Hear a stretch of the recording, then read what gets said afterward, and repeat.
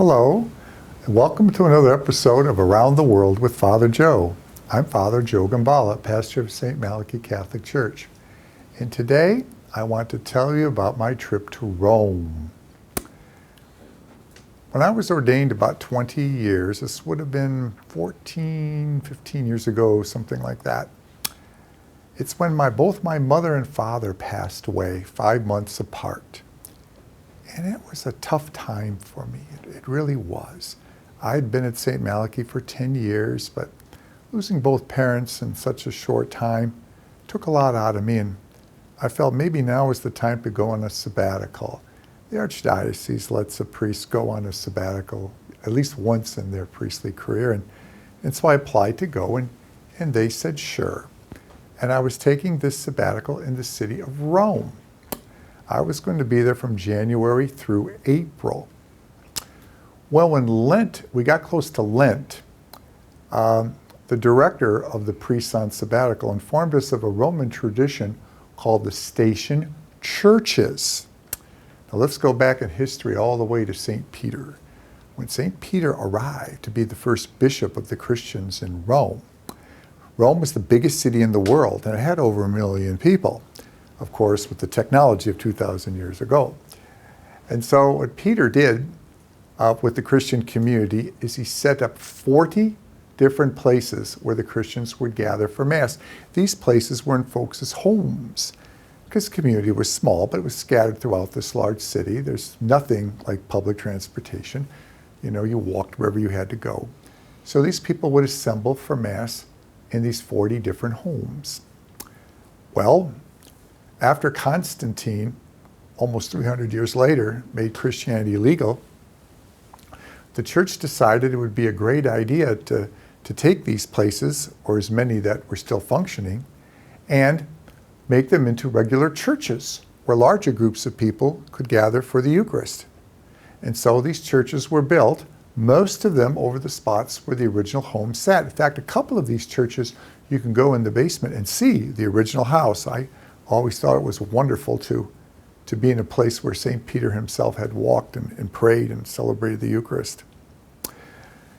Then a few hundred years after that, when Pope Gregory was pontiff, he started a tradition. He said for every one of the days of Lent, all of the 40 days of Lent, that he would celebrate Mass at each one of these churches. And these churches, some of them very famous, some of them not, began to be known as the station churches. And it was traditional for people to walk to each church for Mass. Now, in the Pope's day, Pope Gregory's day, of course, most people, all they would do was walk. So, of course, you're going to walk to church because that's how you get anywhere, unless you're wealthy enough to have an animal to ride on. But in today's world with modern transportation in Rome, and Rome has excellent transportation, it's exceptional to walk because some of these churches are quite far away. One of them, St. Paul outside the walls, is quite a walk outside of the city and back. But if you're going to hold to the tradition, you walk. And there's different Masses in different languages, and the English Mass was celebrated at 7 o'clock in the morning. So depending upon how far your walk was, sometimes you had to be out on the street by 5 a.m. if you were going to walk there to celebrate Mass. Up until that time in my priesthood, my morning prayer basically consisted of just praying the office, which is what we are obliged to do through a vow that we make when we're ordained a deacon.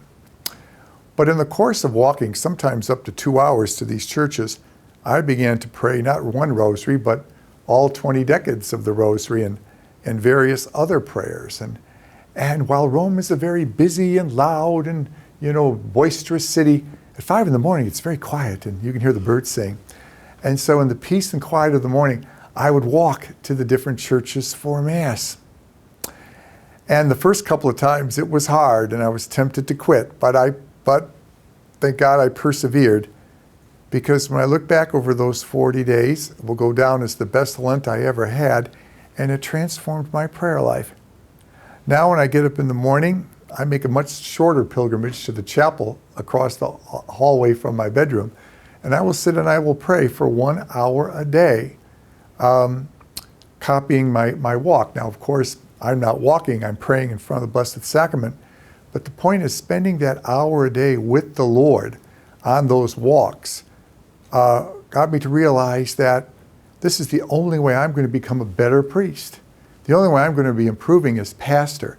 The only way I would even be open to things like evangelization if I allowed the grace of God to transform me, if I had the courage to lessen myself, as John the Baptist would say, and let Jesus inside me grow. And that always begins with prayer. So that hour a day now has become part and parcel of my life, and I owe it to that pilgrimage to Rome.